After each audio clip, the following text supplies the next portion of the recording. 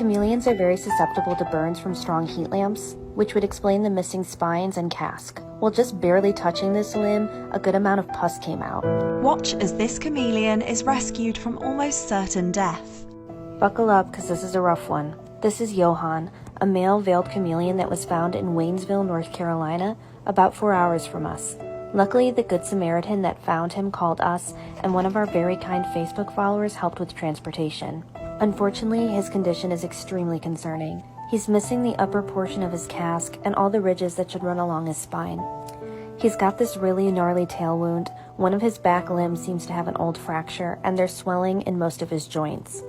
In addition, he's extremely emaciated, and his sunken-in eyes are a clear sign of dehydration, which can quickly lead to kidney problems in chameleons.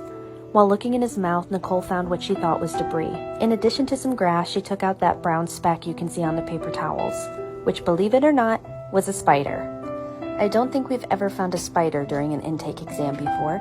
Chameleons are very susceptible to burns from strong heat lamps, which would explain the missing spines and casque. While just barely touching this limb, a good amount of pus came out.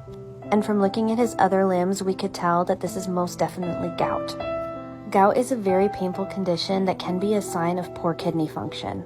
Unfortunately, it can be very hard to treat once it's advanced. This is the limb that appears to have an old fracture, which could be linked to some level of MBD. The tail wound is also very severe, and those last couple inches are definitely going to need to be amputated.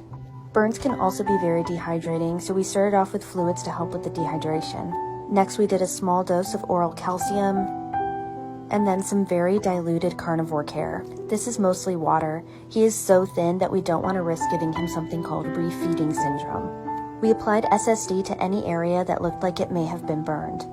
SSD cream is a very effective treatment for burns. Finally, we finished with some antibiotics to try and fight some of that infection we saw. We will definitely be taking Johan into our vet as soon as possible. We'll be calling them first thing Monday morning. This is what our typical rescue cage for chameleons looks like. But for chameleons in critical condition, we like to use what we call a hospital bin. This puts them at the perfect distance under their BR30 flood lamp and linear UVB bulb. We're not super optimistic about this guy's chances, but we're going to do our best and keep you updated. He received full blood work, a blood culture, radiographs, a fine needle aspirate of one of his joints, and they were actually able to amputate those last few inches of his tail. Considering his condition, they didn't want to risk a full procedure under general anesthesia, but luckily the tail was only hanging on by a little bit of tissue, so they were able to do a local block and remove it. In general, as a species, chameleons really don't like to be handled, so he was quite unhappy during his vet exam, but he's been through a lot and we don't blame him. The most promising news from today was his blood work. Miraculously, both his kidney and liver levels were within a normal range. His calcium levels were a bit low and he is anemic due to the inflammation and infection, so we'll be administering calcium and prescription medications to try to get those things under control. The radiograph showed several pathological fractures and curved bones due to metabolic bone disorder. In addition, they confirmed our belief that the tips of his spinal ridges and his casque had at some point been burned off. This was almost certainly due to a heat bulb that was too strong and directed. Here he is receiving a dose of amikacin. As you can see, chameleons really don't like getting injections.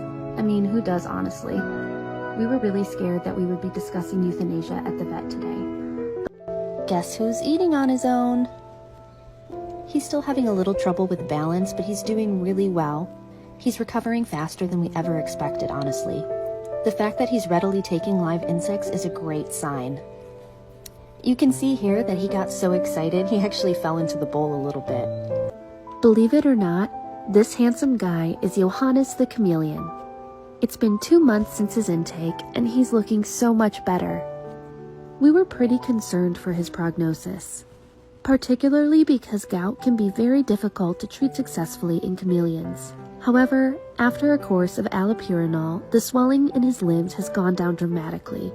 That poor little guy, I'm so glad that he was able to make a quick recovery. Did you know that chameleons have extremely powerful tongues and they can be twice the length of their body? Thanks for watching It's Gone Viral. Don't forget to send us in your videos for the chance to earn $250.